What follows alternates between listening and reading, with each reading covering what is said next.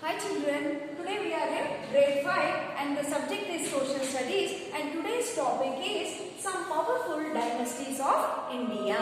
So we see some of the powerful dynasties of India today and we are going to learn about some of the important kingdoms, monarchies and dynasties. Means the definition of this kingdoms, monarchies and dynasties.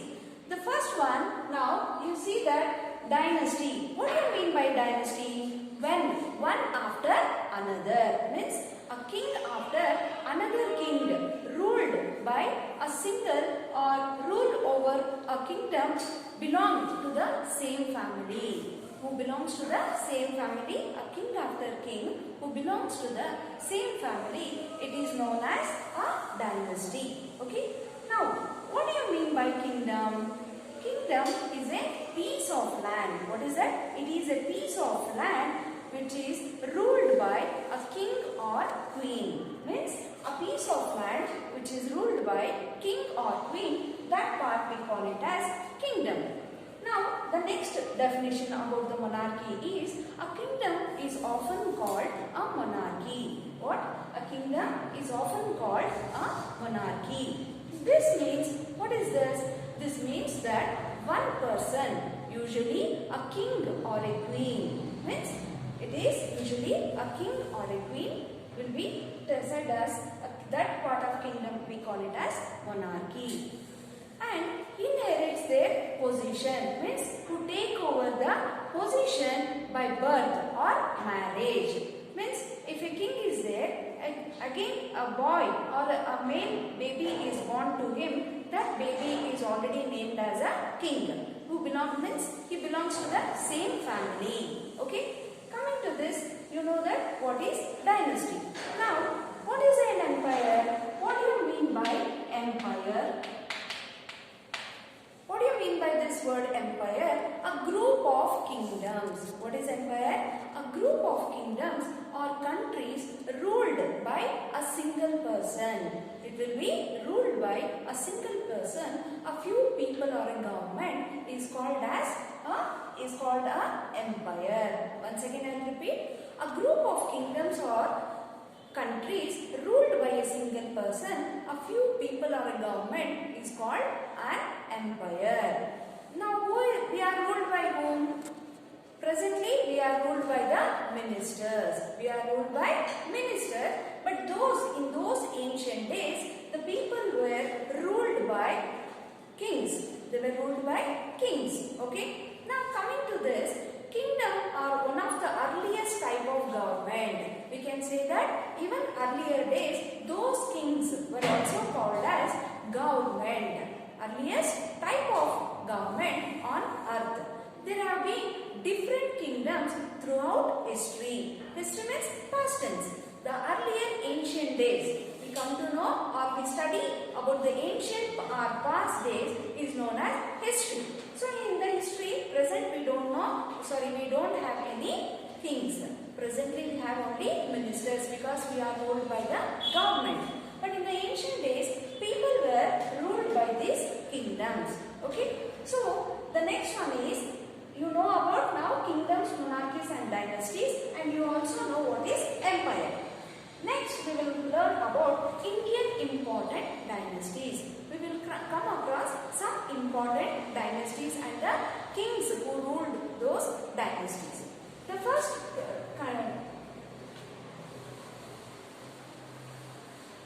first dynasty we come across is Maurya Dynasty. What is it? Maurya Dynasty. We come across, first one is Maurya Dynasty. This Maurya Dynasty was ruled by the important kings of this Maurya Dynasty are First one, Chandragupta Maurya and Ashoka. These are the two very important rulers we come across Maurya dynasty. The Maurya Dynasty. Right after Alexander's departure from India, Chandragupta Maurya invaded central and western India. With Pataliputra as its capital near Patna, he had occupied northwestern India in its entirety by the year 316 BC. The great strategist and minister Chanakya, also known as Kautilya, was one of Chandragupta Maurya's closest advisors. At Chanakya's behest, Chandragupta took over the throne of Magadha from Nanda dynasty, which was ruled by the corrupt king Dhana. The empire stretched north all the way up to the Himalayas, north of India, and to the far west to the present-day Pakistan. During this time, Chanakya went on to write the Arthashastra, one of the greatest collections of observations and manuals on economics, politics, foreign affairs, administration, warfare,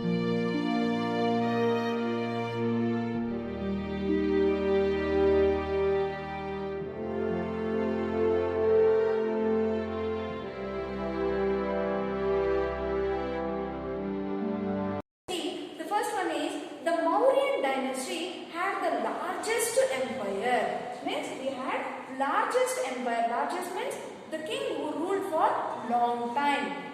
Okay, of this time in India. So they belong to which country? That is our India country. So it was the first largest united kingdom. Which one? Maurya dynasty is called as the first large united kingdom in which country? That is in our Indian country. So who is the first or the very important emperor we come across is Ashoka. We come across the first emperor or the very important emperor because Chandragupta Maurya is said to be the first emperor, but Ashoka is very important or the great king because we call him as Ashoka as a great king or the great emperor of this Maurya dynasty. What did he do? He captured many kingdoms. Why he is so great? Why he has become very great? Means he had conquered many kingdoms. So wherever he waged wars against other empires, he has won so many battles. He won so many battles. So this Ashoka is called as Ashoka. The great king is of the Mauryan dynasty is the king Ashoka. Okay, and he won or he captured many kingdoms till the battle of Kalinga war. Till the battle of Kalinga war, he waged many wars. He also won so many wars. After the battle of Kalinga, Ashoka closed to spread the message of peace. Why did he stop the wars? Why means he felt very bad because he came to know that I am killing so many innocent peoples.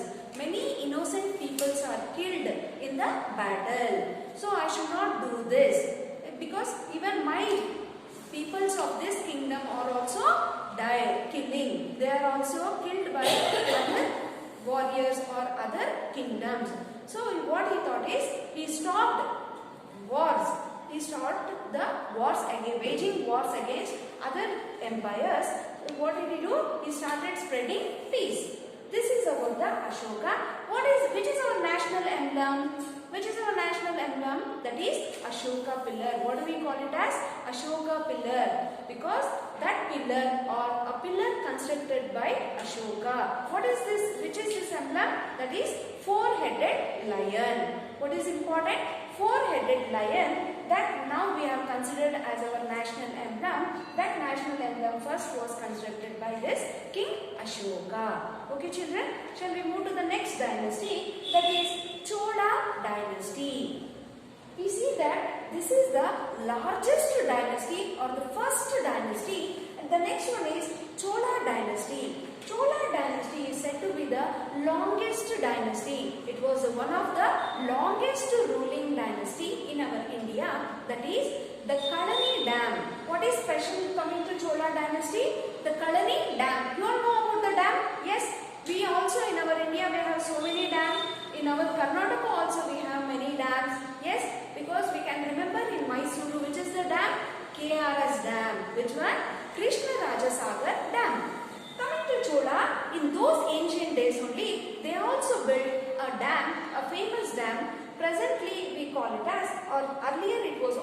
called as Kalani Dam, which is a Kalani Dam. So where do we see this Kalani Dam? It is in Tamil Nadu. Where do we find this? It is in Tamil Nadu. Which state? Tamil Nadu state. Okay. It was originally built by this Chola kings.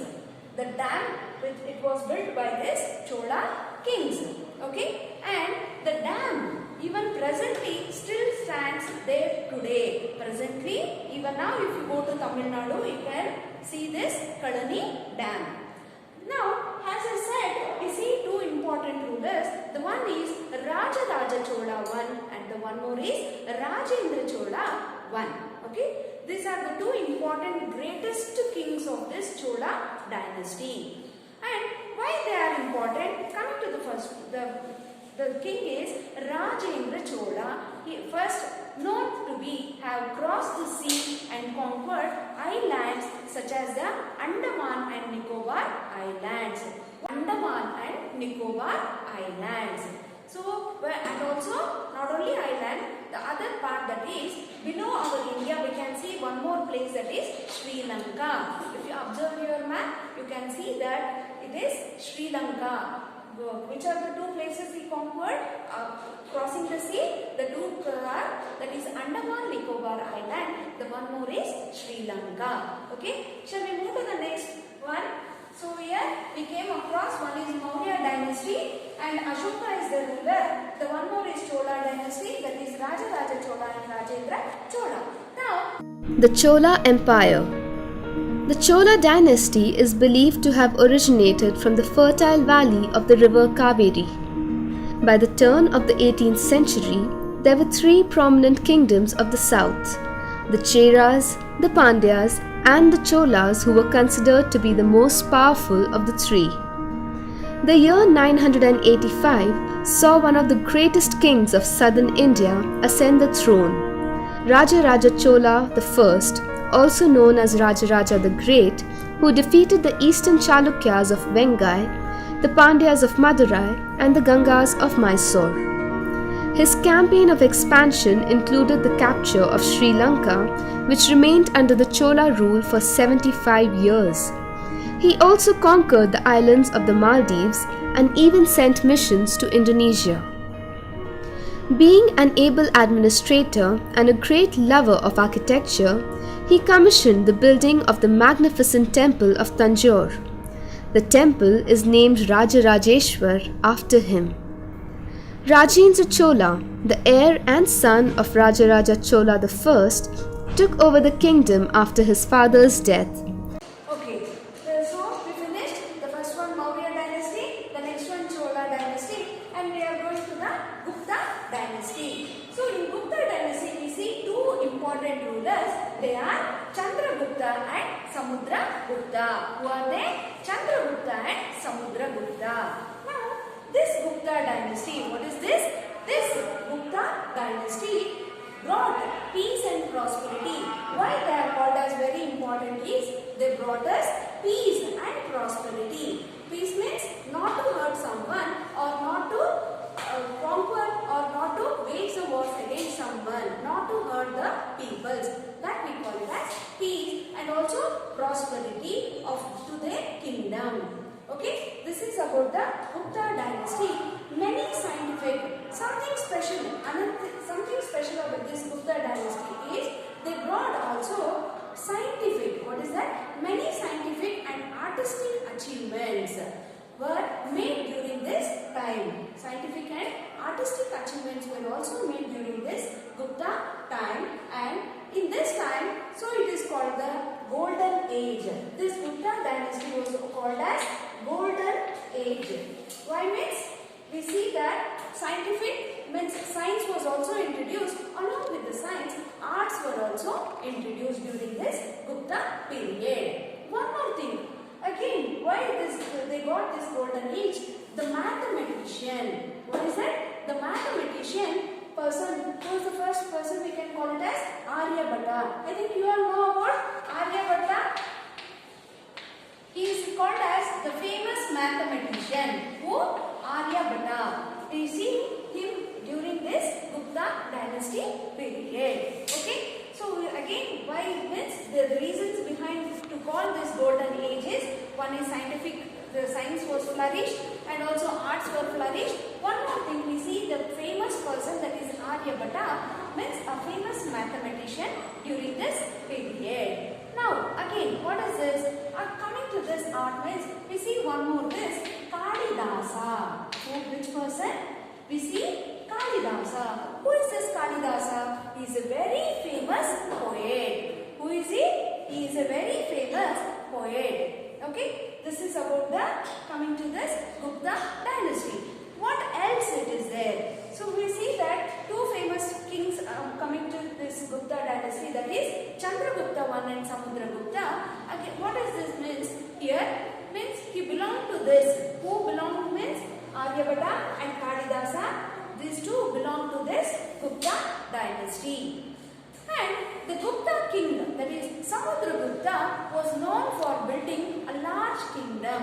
Why he is very famous means, because he built a very big, a large kingdom, and he created a great army and a powerful navy. Means, you know what is army? To wage the war, what do we need? We need army. Can a single king go and wage the war? No, it's not possible. So he needs an army. And why he is also famous means, he created a great army and powerful navy. This is about the Gupta dynasty. The Gupta Empire came to power in the 4th century AD, after centuries of political instability. This era is called as the Golden Age of India. The vast Sanskrit literature and discoveries and inventions are testimony of their achievements.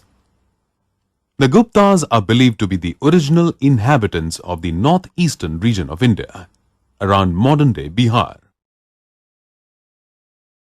Chandragupta I was one of the early rulers of the Gupta Empire. He married a Licchavi princess. He set up his rule in Magad and eventually expanded his kingdom. He was given the title of Maharaja Dhiraja of the Gupta era in 320 AD. Chandragupta I was succeeded by his son, Samudragupta. The achievements of Samudragupta have been commemorated in Harisena's Prayag Prasasti, written in Sanskrit. Now fourth one, we will start with the Mughal dynasty. Yes, see now why this Mughal dynasty is famous means, we see that they came later after this Maurya, Chola and Gupta. Okay children, now this is about this Mughal dynasty. We see that Akbar and Babur are very famous in the Mughal dynasty. Akbar spent his entire childhood learning how to fight and hunt. He had no interest in learning how to read and write. However, Akbar was the only Mughal emperor who was illiterate and still had a penchant for knowledge. Akbar was made king at the age of 13 after the death of his father. Akbar was with Bairam Khan at the time of his father's passing, and Bairam was made regent as Akbar was too young. On many occasions, Bairam led campaigns on Akbar's behalf to expand the kingdom. Hemu, the Hindu minister of an Afghan prince, Adil Shah, was waiting for a chance to defeat Akbar. Hemu attacked the kingdom of Delhi and emerged victorious, crowning himself the ruler of Delhi. In retaliation, Akbar launched a scathing attack in the Second Battle of Panipat. The two armies fought valiantly, and it seems as if the Mughals were fighting a losing battle, until an arrow hit Hemu's eye and he fainted. Hemu's men thought that he was dead and put down their weapons, accepting defeat. Akbar became king again. He won many more battles and added more regions to his kingdom, stretching from the Indo-Ganges basin to Kashmir and Afghanistan all the way down to Bengal in the east and part of Deccan in the south. Although Akbar was a young king, he was shrewd and organized. He got rid of all his ministers whom he felt were over-ambitious and were looking to covet his position. He removed restrictions on religions and allowed his people to practice the religion of their choice without having to fear for their life. In spite of being illiterate, Akbar was surrounded by scholars such as Birbal, Abul Fazl, and Tansen, who were all part of the 9 gems or Navratnas. Akbar also took keen interest in religion, music, painters, poets, and philosophy. He had a huge collection of books and manuscripts and was also owner of a number of artworks from across the region. His biggest accomplishment, however, lied in architecture. He built great structures like the Jama Masjid that stands tall even today. He even built a palace for his wife close to the Hawa Mahal. Akbar fathered 3 children, Jahangir, Murad and Danial. Jahangir was the only surviving son as the other 2 died very young. Jahangir and Akbar did not share a good relationship and were at constant loggerheads with each other. In 1605, Akbar fell very ill and died a slow death. He had managed to bring parts of East, West, North and as well as South India under his rule in his tenure. Akbar's rule is greatly noted for the wealth of learning and culture that existed in his time. He was also admired for his bravery. The next is coming to your application in your page number 4. You can see that why do we still remember this kingdom? Why do we remember this kingdom? Now we will read the important actions of the rulers of this dynasty, that is 4 dynasty. The first one is why it is important means in those ancient days only they started spreading knowledge. What is this? Knowledge. They started spreading knowledge. They invited visitors. Means they did not only encourage our own persons, they also encouraged the other kingdom persons also. Why? Because it's to learn about other place, to learn about their own place, their own custom, their own culture, the way of dressing, the way of eating, what is the special dish in them. So to know and also to bring the change among ourselves or among our kingdom, they also encouraged other persons. They invited other kings also to come from their other places. Okay children, this is one, that is to spread the knowledge. Means we will come to know the knowledge. How means? By knowing the changes. Okay, by knowing the changes, we come to know that we'll come get the knowledge. Okay, the next one is encouraging. So now I said that spreading knowledge. How can we spread the knowledge? See, I have learned something. I am going to spread you some knowledge. That is because now I am teaching you social studies. I have knowledge about this social. Okay. Now they also had the special knowledges, like they supported great religious teachers. What do you mean by religious? Because I belong to some religion, others belong to some other religion. We have different religions like Hindu, Muslim, Christians. So different religions we come across. To know the knowledge of those religions, they also encourage teachers to spread the knowledge.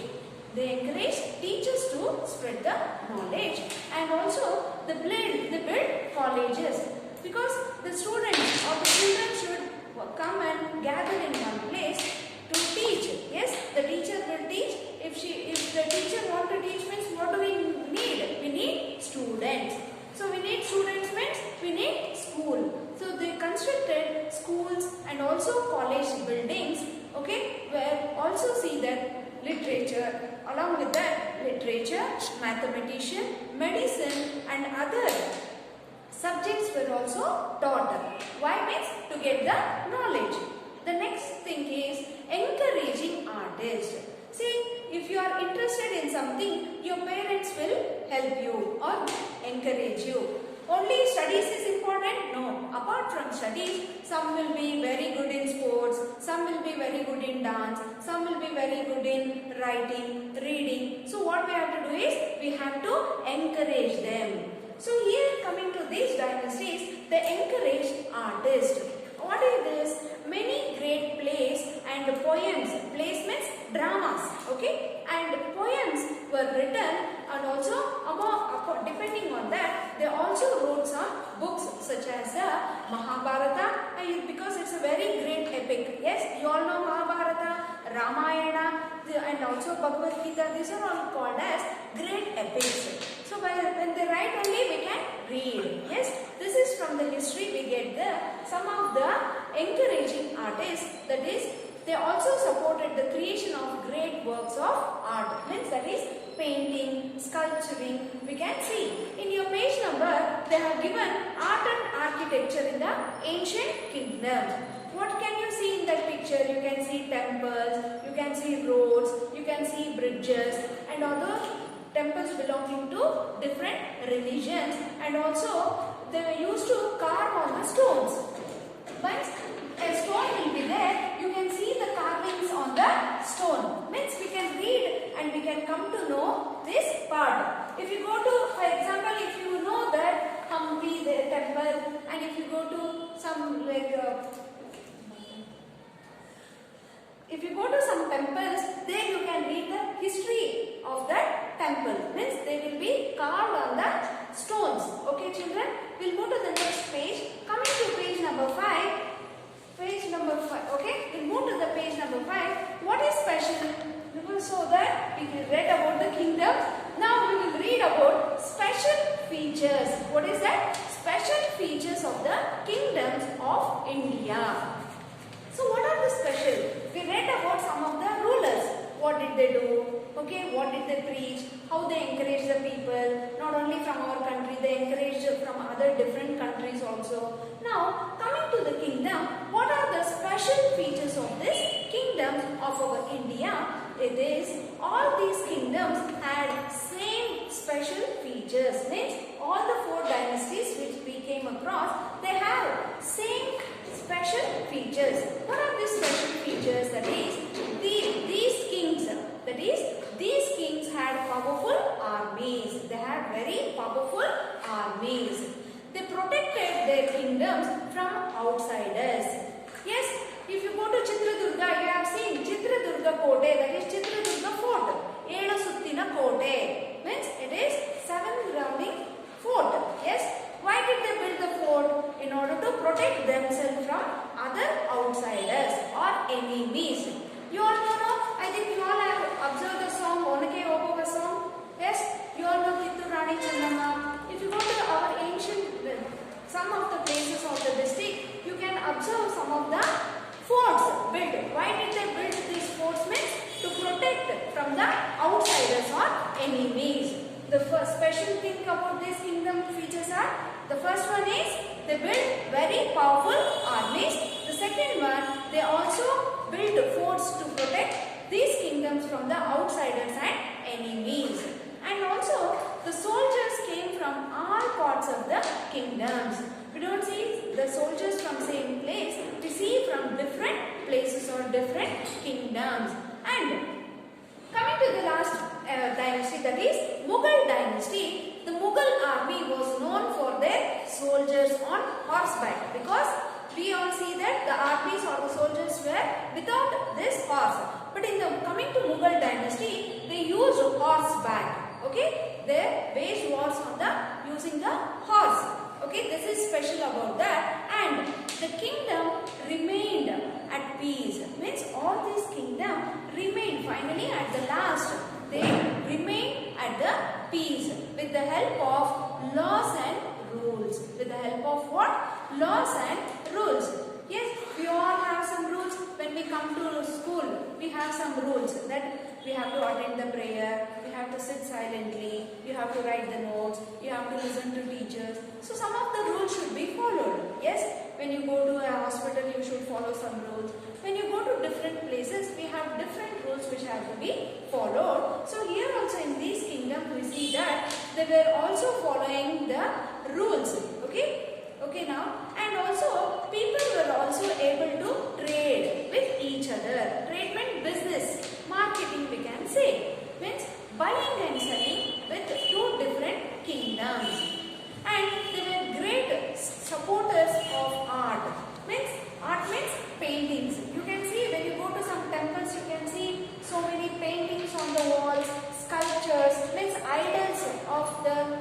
the kings or the queens. Yes, these are means they were encouraging sculptures, they were encouraging arts, culture and also education. Okay, so you know now in today's class what we learned is some of the powerful dynasties of India, that is 4 dynasties we come across, and also we learned about some of the kings and the features of the kingdoms. Okay children, you understood no? We will meet in the next class, that is in the activity class. Thank you children.